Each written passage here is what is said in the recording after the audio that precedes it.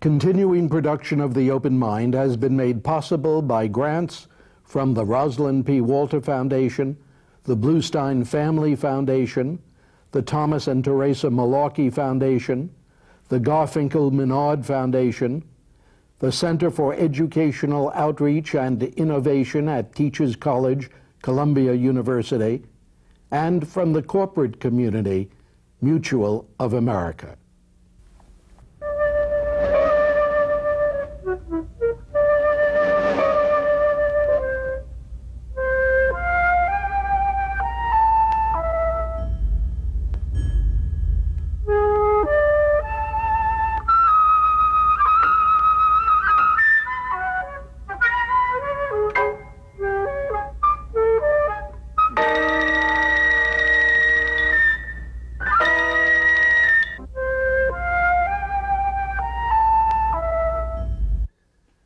I'm Richard Heffner, your host on The Open Mind, and my guest today is historian and political analyst Michael A. Ledeen, resident scholar at the American Enterprise Institute in Washington, D.C.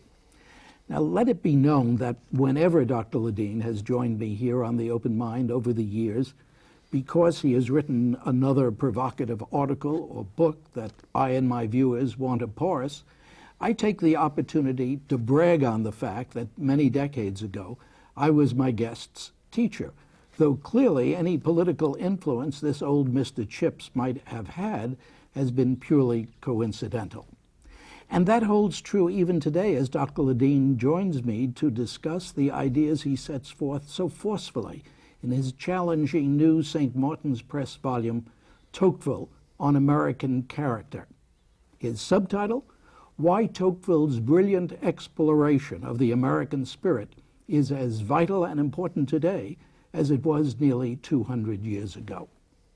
Now, of course, I'm particularly enthralled by this slim but compelling volume because of my own now near half-century-old one-volume edition of Democracy in America, the young Frenchman Alexis de Tocqueville's classic 19th century study of who we Americans are and would likely become. Indeed, that my own paperback edition happily continues to be read so widely is a tribute to Tocqueville's particular relevance to the modern reader. So that I would begin today's program by asking Dr. Ledeen both why Tocqueville was so taken with Democracy in America and why contemporary Americans continued to be intrigued by what the 19th century French aristocrat wrote about our own forebears. Michael, what's the nature of this attraction? Well, the first question is why was Tocqueville so taken with American democracy? That's the more important one. Why did he want to look at it? And the reason was that he thought that he was doomed to have to live through a democratic revolution himself. And so he wanted to come to America and see what it was about so that at least France might be able to avoid the worst of it. He wasn't an enthusiast, remember. He accepted it as his destiny, but he didn't like it. He preferred aristocracy. And your attraction to Tocqueville?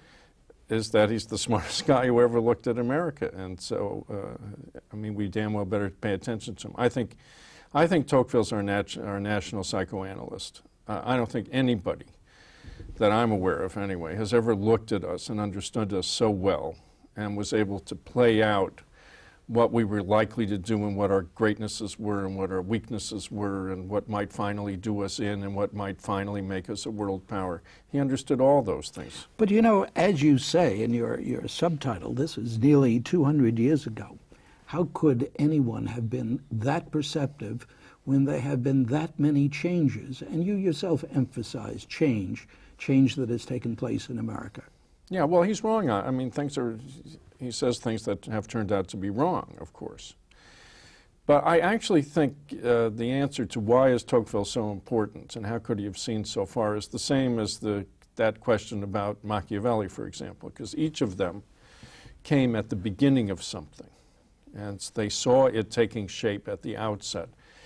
And so it's easier in many ways to see the fundamental elements of something. For Machiavelli, the modern nation state; for Tocqueville, American democracy, at the beginning before it gets encrusted with all kinds of developments, and they see the essential components. Tocqueville understood the essential components. When you say before they became encrusted, I'm always reminded when that kind of comment is made about his own particularly impressive statement that we were not born, as Pico said, at one end or another, but we were born in the middle, and we can make our own way. Do you think we have? Do you think we have formed ourselves without that encrustation? Well, in part yes, and in part no. I mean, nothing's perfect, but I think that Americans today are amazingly similar to the Americans that he saw in 1831. And I think that his fundamental astonishment with Americans is as accurate today as it was then. I mean, what did he say? Came off the boat, looked around, and it just knocked his socks off. We were so astonishing. We were so energetic. We were so creative. We were so hustling and bustling. We were making money hand over fist. We were engaged in political activities all the time. We were creating organizations, and we were just moving all the time, moving, moving, moving, moving. And we are the same today. And I am astonished, in fact, all my adult life. You know, I'm a Europeanist, after all, not an American scholar. And all my adult life, I've been going to Europe for good conversation and profound insight and better culture. People who knew philosophy, people who knew history, which Americans famously don't. And I will tell you that for the last 10, 15 years, I have found Europe and Europeans increasingly boring. The conversation is more lively, exciting, and interesting here. Young Europeans who really want to do something with their lives nowadays come here because they know they can't do it there anymore. And we're back in another moment in which this old world, new world contrast between a young new world like America, which is really creative and on the make, as against an old world which is really exhausted and doesn't know what it is anymore. I think that cycle has come round again, and so a lot of the things that Tocqueville says are particularly apposite today. So it's not just in your dotage you've come home. I don't think I'm in my dotage yet, at least I hope I'm not, although my surgeons might disagree with that.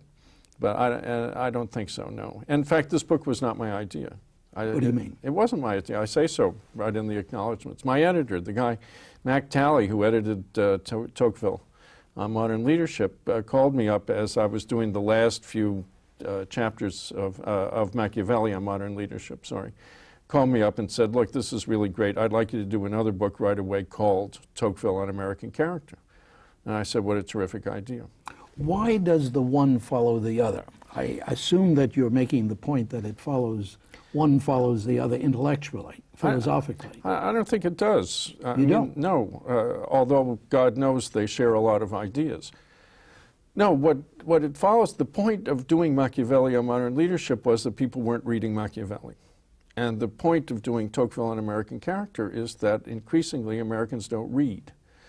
And so for those of them who aren't smart enough to read your edited edition and want to read instead a screed on Tocqueville, I thought I would try to do, just as I did with Machiavelli, a presentation of Tocqueville's ideas with contemporary examples instead of the ones that he gives to help people understand what he's about and what he's talking about. Now, that's what I want you to do for the people who are watching us. You do in this book write not less about Tocqueville, but write a great deal about Ledeen. It's Ledeen on Tocqueville's interpretation or insights into the American character. What are the ones that stand out most for you? Well, I'll say, as I said the last time we spoke, that I have really tried to do Tocqueville on American Character, not Ledeen on Tocqueville on American Character. And maybe I failed, and you're right, and it's really Ledeen.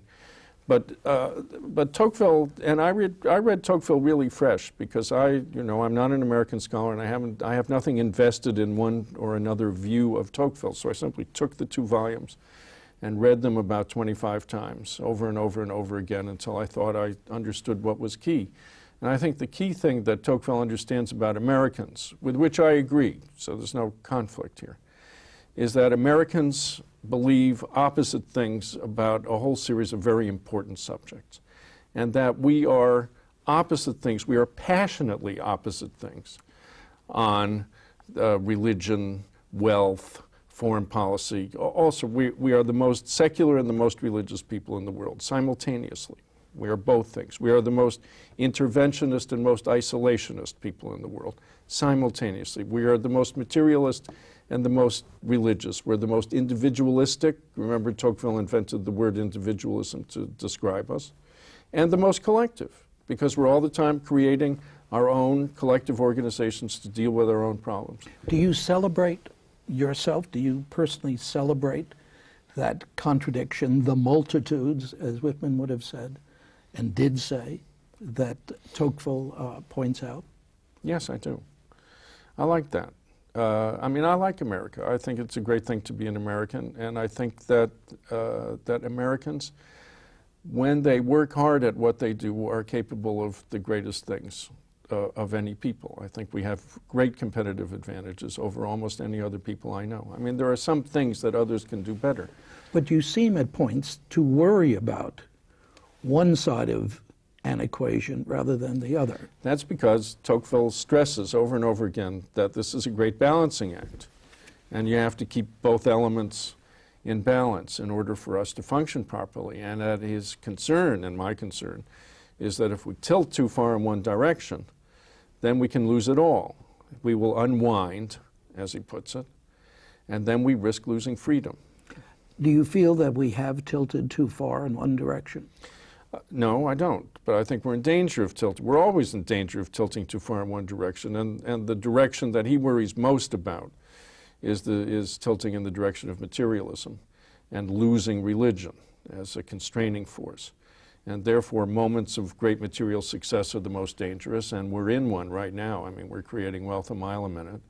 And therefore, the temptation to banish religion altogether and to say, well, we're just going to fulfill ourselves personally, with the consequence that Americans would be less involved in civic affairs, less involved in politics, less involved in their community, and have the tendency to turn it all over to governments, particularly federal government.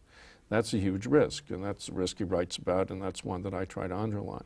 But Michael, don't we seem to be doing both things at the same time, even now, and that what you celebrate about Tocqueville, what he celebrated about this country 2 centuries ago, still there? Oh, yes, absolutely. So why are you concerned? Because you're right, because Tocqueville's concerned, and I'm trying to communicate his concern. It's a book about him. It's not a book about me. And Tocqueville is concerned, profoundly concerned. And some of the stuff that we've done on religion has really been silly. But I think it's swinging back. Well, I mean, the founders' separation of church and state is not an excuse to ban religion from the public square. The separation of church and state is simply a way of making sure that government can't excessively meddle in religion, and that religion is a private matter. That was the whole point of it. I mean, at the time the First Amendment was written, after all, I mean, the First Amendment just says, hardly anybody's ever read it, but I mean, the First Amendment says Congress shall pass no law concerning freedom of religion and so forth. It doesn't say, for example, that states shall pass no law, and lots of states had passed laws. And at the time of the First Amendment, it never entered anybody's mind, not even Jefferson's, to play with that. And there were state churches, and every time there was a new territory created, and as we moved west, Congress required religious education. All schools were religious schools. So that we've come to today to the opposite extreme. So we started with all schools were religious schools. Today, virtually all schools are secular schools. And any school that gets any help from government or is involved with government in any way, shape, or manner can't talk about religion. I mean, to the point of absurdity. I mean, that we just went too far in that direction, and now I think it's starting to swing back. And I'm sure we'll find a balance point. We usually do. And the other areas of concern? The other areas of concern are, if you take Putnam's recent book, Bowling Alone, about what he takes to be the decline of civic organizations in America, with which I don't entirely agree by any means. But how so? Well, I think he leaves out, for example, corporations, which is one of the spontaneous associations that most impressed Tocqueville and should most impress any of us. And there, I think that the things that corporations are doing today and the number of people engaged in corporations and all the things that they do is very impressive. So I wouldn't be overly pessimistic. I think the kinds of civic associations in which we get engaged change over time. But I don't think we're less involved. I mean, certainly the sums of money that we're turning over to philanthropy, and most of it is, for example, is through religious organizations. That's not diminishing, that's increasing. When Tocqueville related himself to associations, what do you think he mostly was talking about in this country? I think social organizations like temperance leagues. He was horrified to discover that people in Boston, for example, were passing laws regulating smoking in public places. My. Right, very funny, 1831. And he was horrified at these people who actually wanted to stop other people from drinking alcohol. Well, any good Frenchman would be worried about that. So those things. And then, of course, political organizations of all sorts, whether they're lobbies or parties or caucuses or whatever they might be. The phrase, the tyranny of the majority, yes, certainly is identified with Tocqueville, and yes, you're not hesitant about dealing with it. What do you see in that area? Well, I agree with Tocqueville, and I agree with you. I mean, that was your biggest concern when you wrote your introduction back when we were both young. Tyranny of majority is a frightful influence in American life, and there's no question that we are one of the most conformist peoples in the world. At the same time, we're very individualistic and anti-conformist. But the tendency to make all people behave the same way in this country and even think the same way and use the same expressions, same words, same gestures, and so forth, that's a threat. And it's something that we have to be alert to all the time. Micah, you say to make people gesture the same way, dress the same way, etc. What do you mean by make? Works spontaneously. It comes naturally out of the nature of an associative democratic society like ours. And now it's more powerful than it was at Tocqueville's time because our means of communication are so efficient, and so we get it from the movies and the television and so forth. Which leads me to ask you whether it is possible, in your estimation, for that not to happen, given our technological progress. I put that in quotes. Given the changes that you just referred to. It's hard, and we have to fight against it. The good news is that Americans are fighters and love to fight against conformity. At the same time, they love conformity and like to impose it on those who are fighting against it. I must tell you that I'm particularly concerned about universities. Tell me and why. Schools, which I find increasingly intellectually monolithic. I find them a bit less tolerant, and maybe that's because I don't remember really the way it was when I was in college or when I was a college professor. But I find that there's a uniformity of thought right now, a kind of what other people call political correctness, which is bothersome. Michael, I think back back even in the 20s, there was a sense of lockstep thinking in the universities. Yeah, I'm sure that's true. And I do distinctly remember that when I was a student, professors were all conservative, and we were radical. And then we were radical professors, and the students started to become more conservative, and I welcome that. I think that's great. I'm always saying that I think if you look at student bodies and at faculties, you will find a homogeneity, a political homogeneity, which is unusual and I think is greater than it used to be.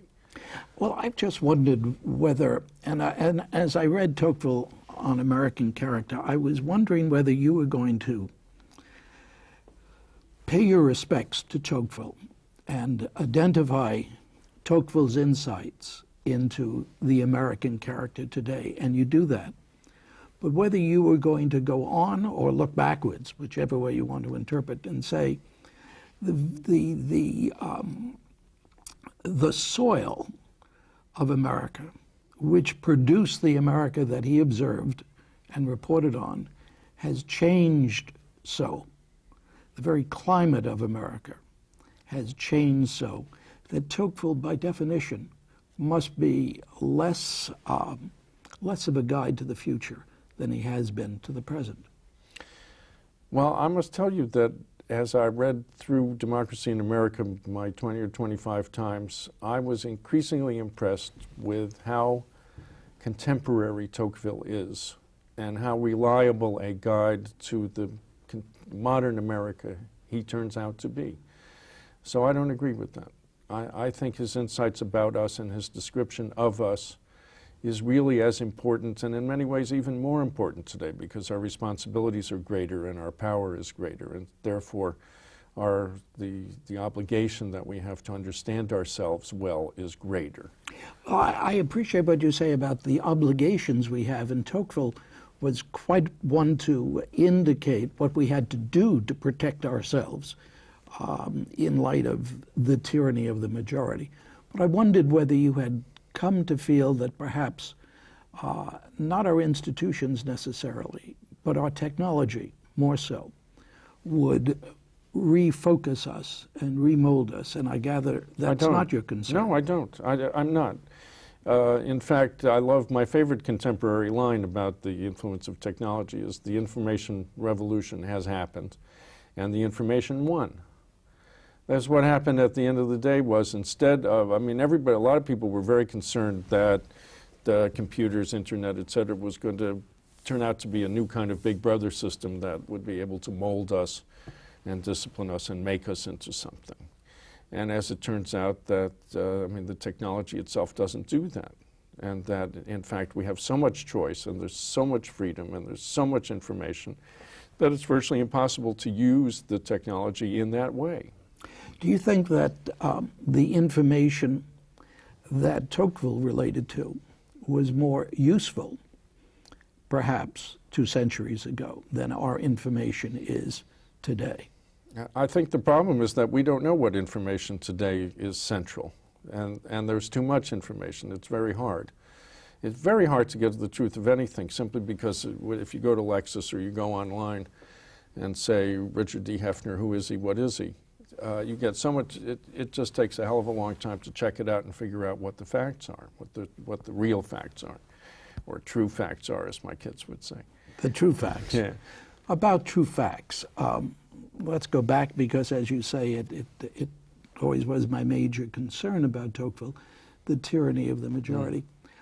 What about the protections, the barriers to the tyranny? You mentioned some. What about the others? What do you see operative in our society that gives you the basis for the optimism that you express? And you do express it. Oh, I'm very cheery about this subject, believe me. We have a multiplicity of outlets. So that even if someone, let's say, the major media try to silence somebody, suppose they singled somebody out and said, we don't want him, so all the networks ban him, all the major newspapers ban him, and so forth. He still has endless outlets, from talk radio to chat rooms to websites, and so forth. Anybody can just go online, create his own website, and start talking. So what is a negative is also a positive. No, but that's a positive. That's a huge positive. Well, what's negative about it is that he can go on talking, but what he has to say may or may not be reliable. Well, that's as true of Dan Rather as it is about this imaginary person. Absolutely. So we all have to take our chances and check the information that comes at us anyway. No, I'm not really that frightened about that. I think that has improved recently. I think we have access to the public in a million ways that we never did before. Surely in the last 20 years, the ability of people with, let's say, dissenting views to reach a broad public has improved dramatically compared to what it was 20 years ago. There are more outlets, there are more ways to reach even a mass audience. What are your concerns? Than we had. I'm as concerned as Tocqueville was with big government. I'm concerned about an increasingly intrusive government. I'm greatly encouraged that President Clinton vetoed the secrecy bill that Congress tried to pass. I'm terribly concerned about all the various institutions that are being set up, governmental institutions, to meddle increasingly in details of people's lives, about family structure, about adoption, about ways in which you can behave in your private life and so forth. And I see a slowly expanding government, which is the nature of any bureaucracy. It has endless appetite, winds it up, and it will expand and seek new things to do. And we haven't really, we had a cycle 20 years ago where people tried to cut back this kind of government, and then that happened, and now government has grown a bit in the interim, and it's important for us now to pay attention to it and try to prune it back again, because left to its own devices, it'll just get bigger and bigger. Of course, Michael, I understand that as a point of view.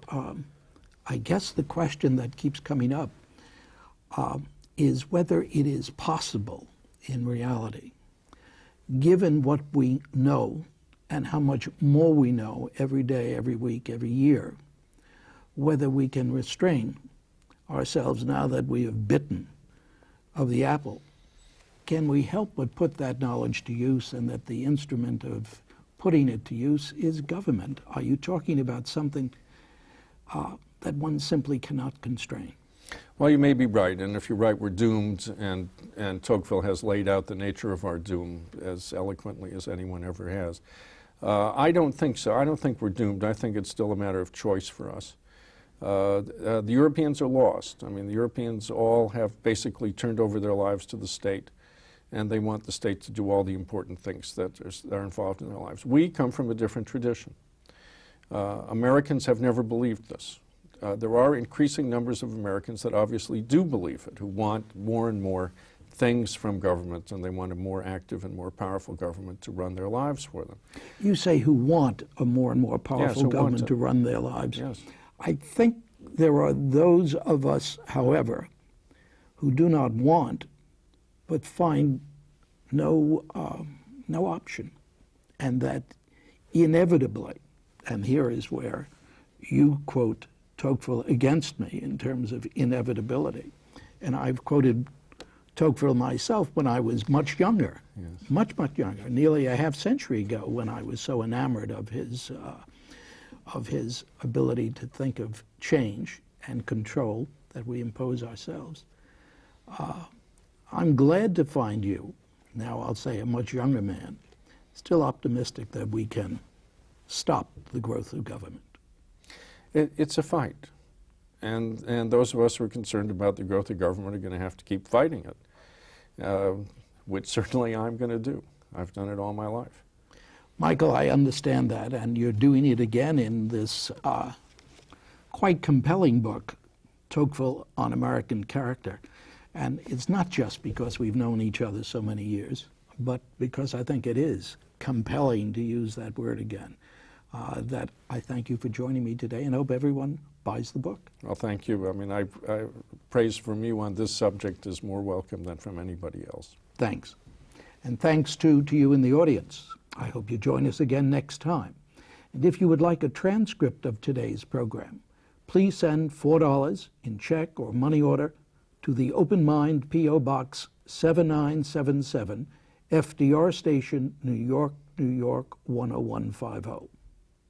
Meanwhile, as another old friend used to say, good night and good luck.